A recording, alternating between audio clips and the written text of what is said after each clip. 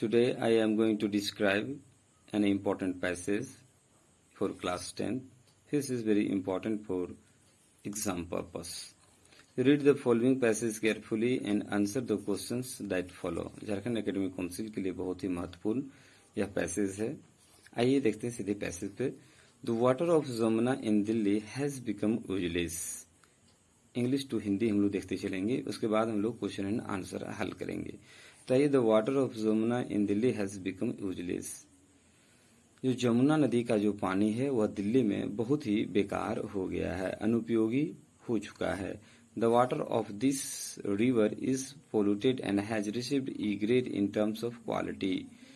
इस नदी का जो पानी है वह प्रदूषित हो चुका है और इन्हें ई ग्रेड क्वालिटी के तौर पर इन्हें ई ग्रेड प्राप्त हुआ है. This is lowest grade. यह सबसे न्यूनतम ग्रेड है, सबसे न्यूनतम स्तर है.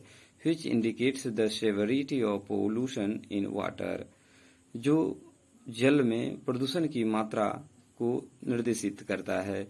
सम 50 years एगो, कुछ 50 वर्ष पहले, the water of Jamuna was clear and clean. 50 वर्ष पहले जमुना नदी का पानी बहुत ही साफ और सुथरा था.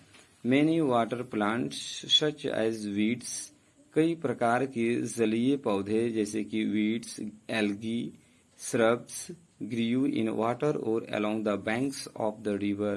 नदी के किनारे अथवा नदी में कई प्रकार के खरपतवार, एल्गी और अन्य प्रकार की छोटी छोटी झाड़ियां उग आती थीं. These plants were the main sources of food for aquatic creatures. ये सभी पेड़ पौधे जो हल्के छोटे किस्म के पौधे होते थे, सभी एक्वाटिक मीन्स जलीय जीवों के लिए भोजन का एक स्रोत था. ये number of water birds could be seen along the river.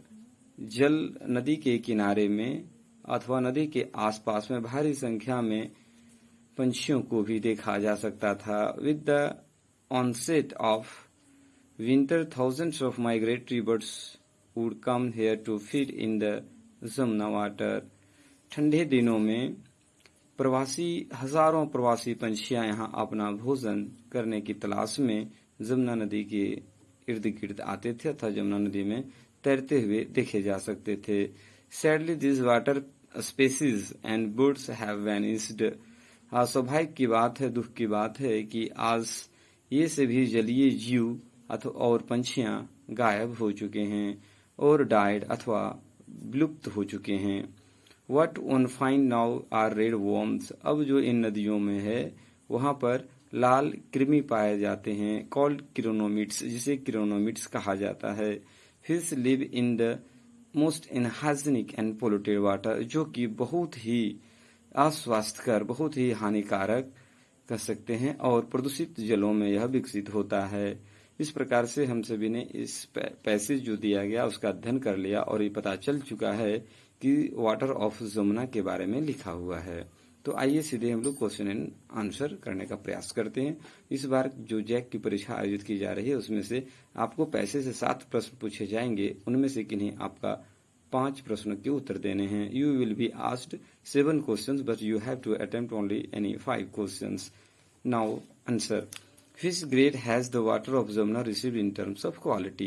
तो हम लोग ऊपर में पढ़ चुके हैं कि the water of Jamuna has received E grade in terms of quality. एक नजर डाल लेते हैं E grade.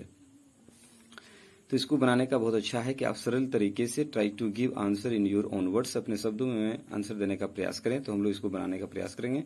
The water of Jamuna has received E grade in terms of quality. Question number 1 completed.